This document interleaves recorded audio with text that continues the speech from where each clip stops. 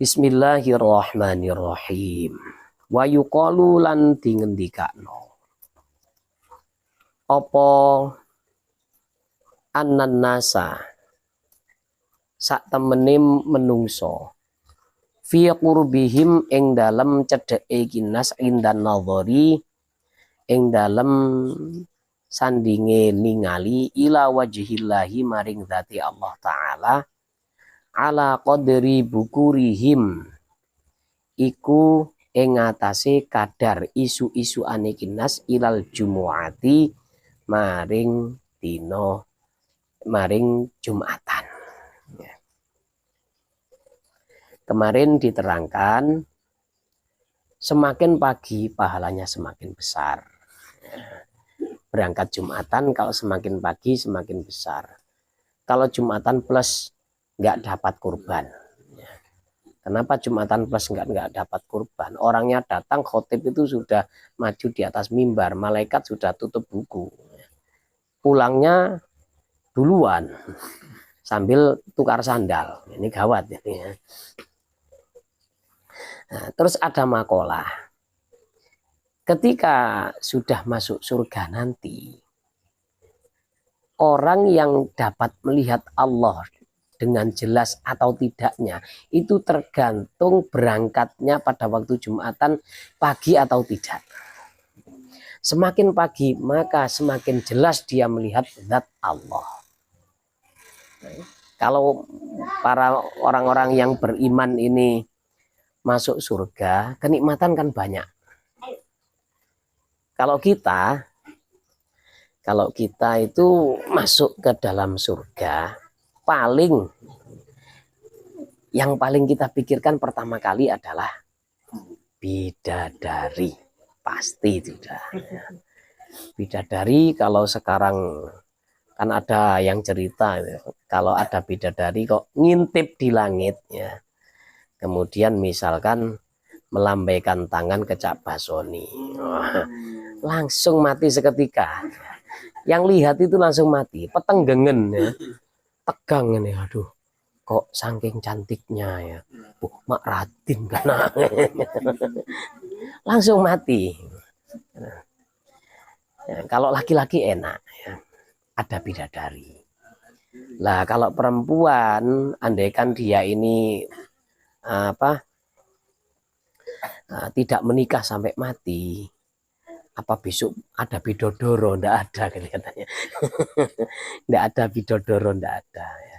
Jadi dia tidak punya suami besok ketika di surga. Cuma mungkin bisa saja di sana nanti menikah.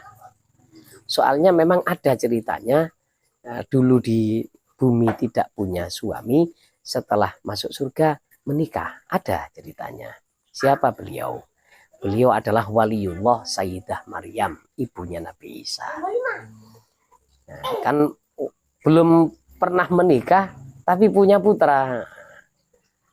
Dan tidak ada istilah LKMD, nggak ada. Lamaran kari meteng dhisik nggak ada ya. Jadi memang benar-benar perempuan suci, kemudian ditiup ruh oleh malaikat Jibril ke dalam perutnya melewati saku bajunya, lalu hamil, kemudian prosesnya cepat, nggak sampai nunggu 9 bulan langsung punya anak. Nah, dari perawan langsung punya anak. Terus beliau kan wafat kan nggak menikah, karena memang nggak ada jodoh yang sepadan pada waktu itu. Terus ketika masuk surga, ada riwayat yang menceritakan bahwa Sayyidah Maryam ini akan dinikahi oleh Rasulullah di surga ya. Jadi insya Allah kita nanti dapat undangan VIP dalam resepsi pernikahan Rasulullah Shallallahu Alaihi Wasallam dengan Sayyidah Maryam ya. Nah, jadi ya tidak usah kecil hati ya. Di sana nanti insya Allah banyak ya. Soalnya banyak orang-orang yang meninggal dalam keadaan masih perawan, itu banyak, masih perjaka banyak. Kan kasihan kalau nanti tidak ada pendampingnya. Nabi Adam itu ketika diciptakan dengan fasilitas yang super mewah, ketika belum ada Ibu Hawa, memang beliau itu memang tidak merasa kekurangan, tapi hidupnya hampa. Kesana-sana cuma sendirian, tidak ada kawan. Nah, begitu diciptakan Ibu Hawa, akhirnya apa? Ada teman diskusi, ada teman bicara. Nah, itu. Nah, kenikmatan yang seperti itu, kenikmatan bidadari, katanya satu orang itu 70 minimal 70 bidadari satu orang. Nah, kalau ingin banyak istrinya besok di surga, caranya apa? Memperbanyak baca sholawat. Kalau tidak baca sholawat, menyapu masjid. Satu debu itu satu bidadari. Nah, ini ya, menyapu masjid ini ya. Kenikmatan menikah dengan bidadari itu masih kalah. Makan apapun di surga yang begitu nikmat itu semuanya masih kalah dengan kenikmatan melihat zat Allah Subhanahu wa taala. Ya. Orang akan melihat zat Allah itu akan merasakan kenikmatan tersendiri. Bagaimana melihat zat yang maha indah, zat yang tidak ada cacat sama sekali, tidak ada keburukan sama sekali. Jangankan melihat Allah, kita melihat sesuatu yang indah itu pasti terpesona. Ya. Misalkan melihat Rasulullah, melihat Rasulullah itu pasti orang itu akan merasakan kekaguman, ya. Selama tidak ada kesombongan dalam dirinya. Kan pernah ada cerita di Gresik itu ada seorang Habib, kalau nggak salah namanya Habib Abu Bakar Al-Maghfurlah, ya. Seorang wali kutub. Beliau ini rumahnya dekat dengan atau bersebelahan dengan orang Cina. Orang Cina ini protes sama Habib. Datang, Bib, setiap malam Jumat rumah antum ini kok ribut melulu, dangdung apa itu? Kok pakai ada rebana segala. Kemudian nyanyi-nyanyi bahasanya saya nggak paham. Apa itu? Oh, saya sholawatan. Kenapa? Nah, ketika itu kakek buyut, kakek leluhur saya datang, katanya. Siapa leluhur sampean ini, Beb? Ya leluhur saya ya Nabi Muhammad Shallallahu Alaihi Wasallam. Masa sudah wafat 1400 tahun masa datang? Ya kalau nggak percaya silakan buktikan besok malam Jumat. Ya. Dibuktikan sama istrinya Koko dengan Taci ini. Ya. Keluar rumah pas malam Jumat. Habis itu dua-duanya ini tetap berdiri. Tetap berdiri sampai acara sholawatan ini selesai. Dua-duanya nggak pindah. Ya. Tetap dengan mata yang tidak berkedip ini. Akhirnya orang-orang pada bingung. Ini ngapain Cina kok ada di sini? Terus Habib diberitahu keluar. Disadarkan oleh Habib ini. Eko, Taci. Oh, ya Beb. Kamu ini kok berdiri dari tadi di sini nggak pindah-pindah. Ada apa? Lihat apa kamu?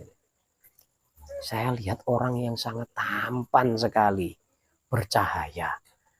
Oh, yang ada di rumah ini semuanya nggak ada apa-apanya, jelek semuanya. Saya lihat orang itu tampan sekali. Katanya Habib Abu Bakar, itulah kakek buyut saya, leluhur saya itu Nabi. Kita melihat Nabi saja sudah terpesona, apalagi melihat zatnya Allah. Tsumma idza dakhalta nuli nal ing dalam nalikane mlebu sapa sira al jami'ah ing masjid jami. Fatlub mongko golek to nupriyo sapa sira as-safa ing barisan. Al awwala ingkang pertama. Kalau masuk ke dalam masjid, carilah barisan yang pertama. Fa idza jtama'a mongko ing dalem nalikane wis kumpul annasu sapa wong-wong to menungso, fala tatakhatta mongko aja ngelingkai sapa sira riqabahum ing pira-pira gulune iki nas. Wala tamurra lan aja liwat sapa sira baina aidihim ing dalem antarane pira-pira tangane iki nas. Wahum hale utawi nas yusalluna iku padha salat kabeh sapa nas. Kalau orang-orang sudah berkumpul, misalkan ada orang telat, mau ke masjid ternyata ada urusan akhirnya telat, dan dia mau masuk ke dalam masjid ternyata sudah berkumpul semuanya di situ, tidak ada celah sama sekali untuk lewat, nggak ada celah untuk lewat, semua soft sudah terisi penuh. Maka jangan cari-cari ya. Jangan cari-cari soft dengan melangkah melewati leher-lehernya. Ya kalau soft ini penuh, kita kan kalau melangkah kan pasti mengangkat kaki setinggi leher orang yang duduk. Ini menyakiti orang, mengganggu orang lain kalau seperti ini. Pernah ada orang ditegur oleh Rasulullah gara-gara seperti itu. Ya salah sendiri dia telat. Kalau dia pagi-pagi betul kan dapat soft yang depan. Nah dia telat.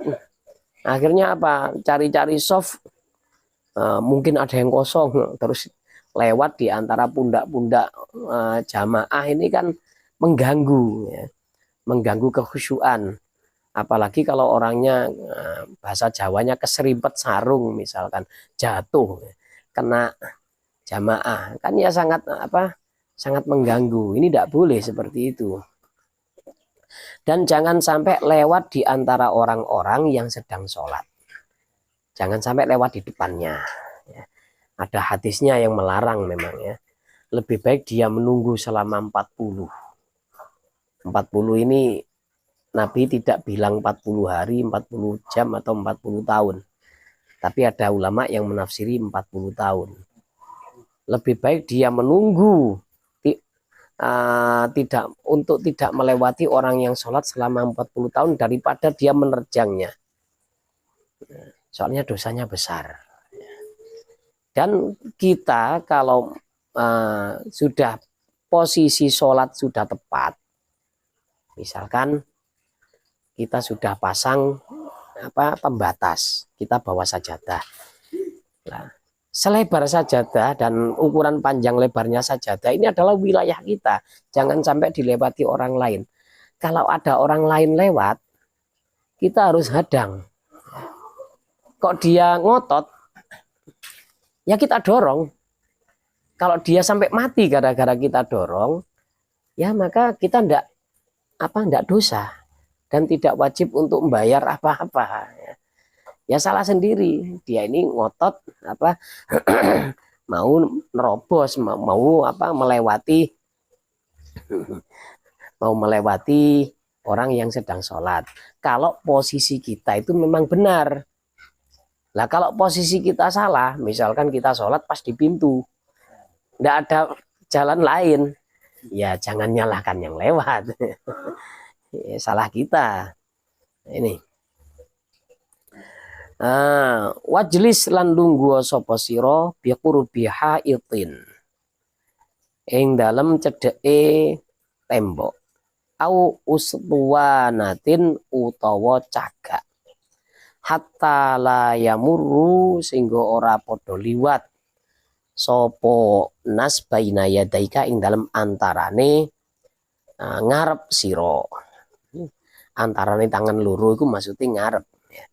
Wala taq'ud lan ojo lungguh sapa sira hatta tusolliya sehingga salat sapa sira at-tahiyyata ing tahiyat masjid.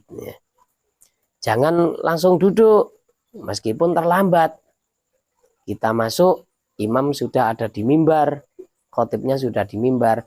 Ya harus kesunahannya ini salat tahiyatul masjid dengan secepat mungkin. Nah, secepat mungkin dan itu masih sah sholatnya, dianggap sah karena ada tumakninah, syarat rukunnya tidak ditinggalkan.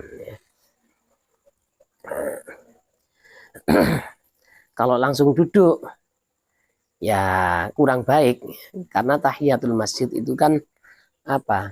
Tahiyatul masjid ini adalah penghormatan kita kepada masjid.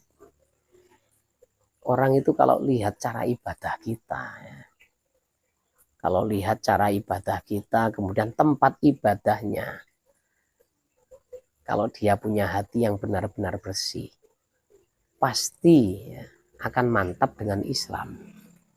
Ada salah satu aktor laga ya, tahun 80-an. Orangnya punya keahlian bela diri, kemudian direkrut untuk main film. Terus main sinetron. Sinetron Brahma Kumbara, sinetron apa? Iya, Brahma Kumbara kalau tidak salah itu. Orangnya bukan orang Islam. Terus kemudian ada salah satu film, entah film apa namanya itu. Kalau tidak salah mungkin film perjuangan, mungkin perjuangan melawan penjajah. Ada adegan sholat. Maka dia, aduh nggak enak, canggung gitu. Wes pura-pura kok, katanya sutradara. Oh enggak, saya enggak nyuruh masuk Islam. Pura-pura aja kok, terserah sampean. Ini kalau mau saya bayar. Akhirnya mau. Mau adegan sholat terus belajar wudhu. Terus merasa nyaman setelah itu. Dapat berapa tahun ada perang dalam batinnya itu. Oh, saya kok merasa nyaman dengan sholat ini. Akhirnya dia memutuskan untuk masuk Islam. Nah, ini bisa dicari ya, di Google itu. Artis atau aktor laga tahun 80-an. Orangnya ganteng. Meskipun sekarang sudah tua ya tetap ganteng. Wal ahsanu utawi kang luweh apik antusolia iku yen to salat sapa sira. Arba'a raka'atin kelawan papat pira-pira rakaat. Wa taqra'a lan yen to maca sapa sira fi kulli raka'atin ing dalam saben-saben rakaat ba'dal Fatihati ing dalam sakwise Fatihah al-ikhlaso ing maca surat kulhu khamsina kelawan 50 marrotan apane ambalane. Salat 4 rakaat. Tapi ini sebelum imam naik mimbar ya. Ketika masuk masjid hari Jumat, mungkin pagi-pagi betul, sholat 4 rakaat, 1 rakaat 50 kulhu. Berarti selesai sholat 200 kulhu. 50 dikali 4. Nah, semoga bisa melaksanakan. Berat ini. Biasanya kulhu 1, ina atau ina 1. Fafil khobari mongko iku ing dalem khobar annaman utawi ono dawuh annaman.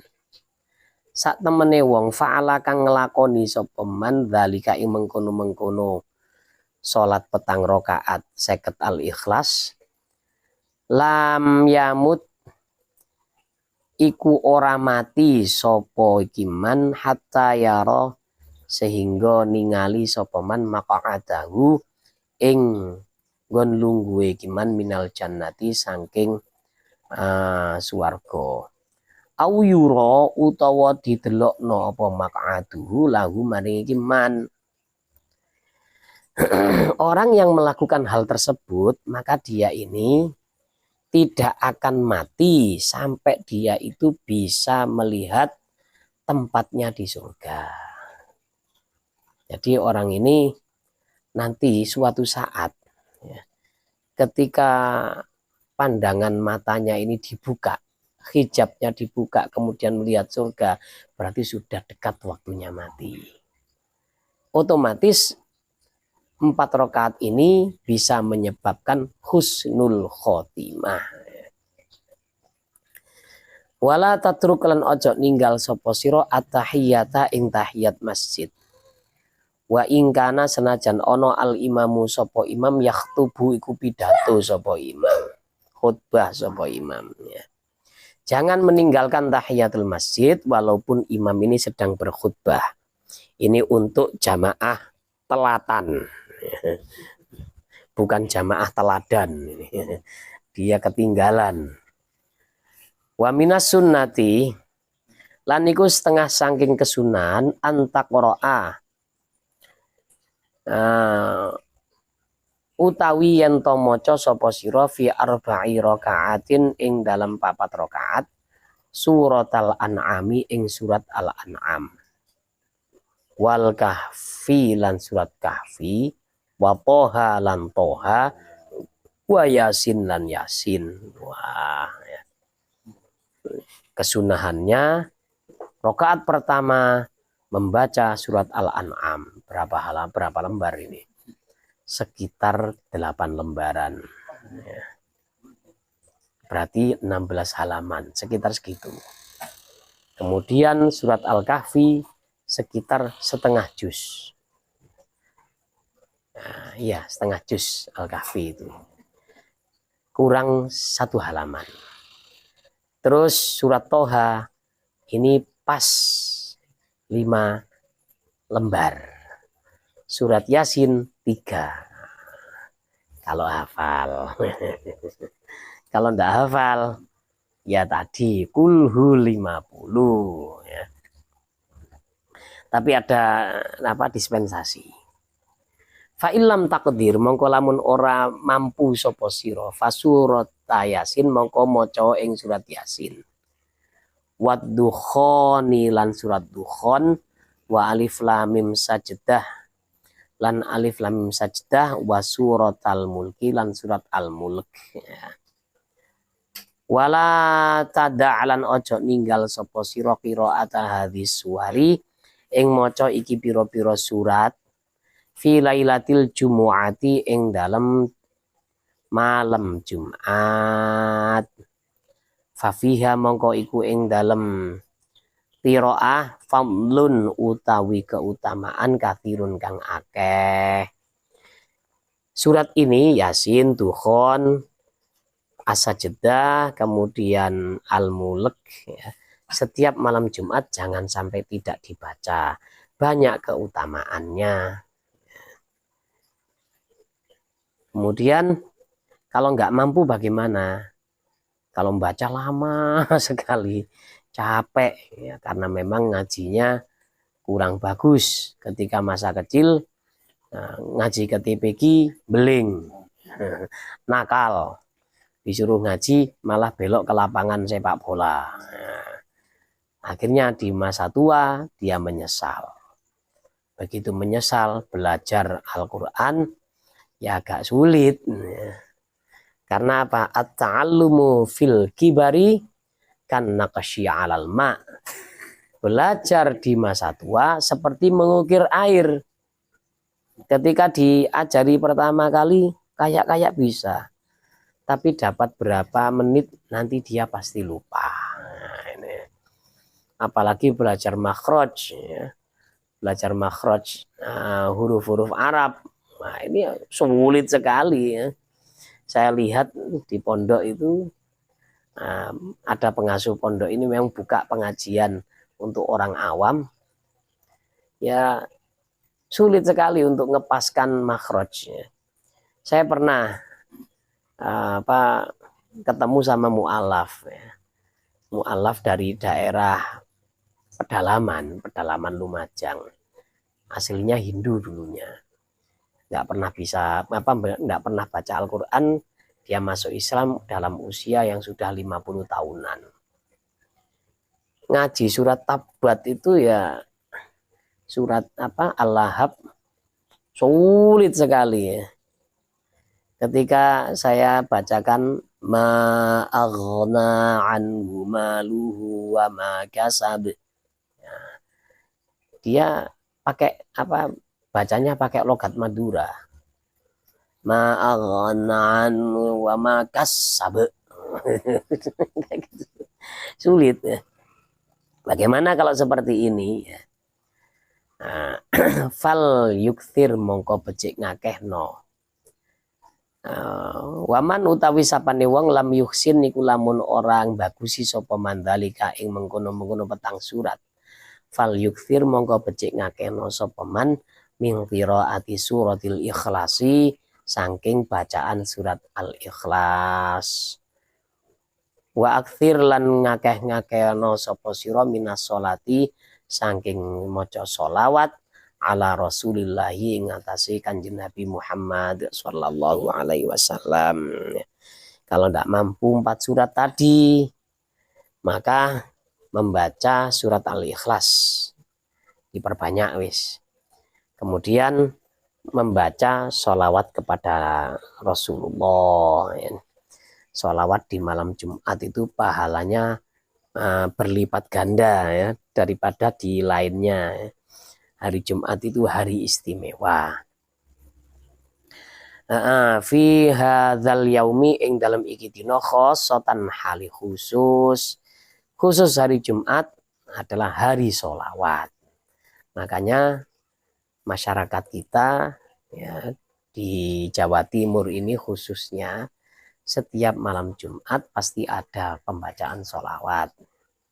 Entah itu rutinan warga atau apa kegiatan di pesantren, pasti membaca. Kalau enggak tiba ya barzanji, kalau enggak barzanji ya pakai simtud duror itu ya.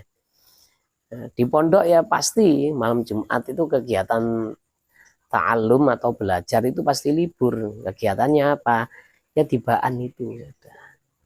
Tibaan atau barzanjian itu. Nggak ada acara lain. Memang punya apa? Punya khasiat yang khusus dalam membaca sholawat kepada Rasulullah di malam Jumat. Ya. Wa mahma kharajal imam wallahu a'lam bishawab. Subhanakallahumma bihamdika asyhadu an la ilaha illa anta astaghfiruka wa atubu ilaik. Assalamualaikum warahmatullahi wabarakatuh.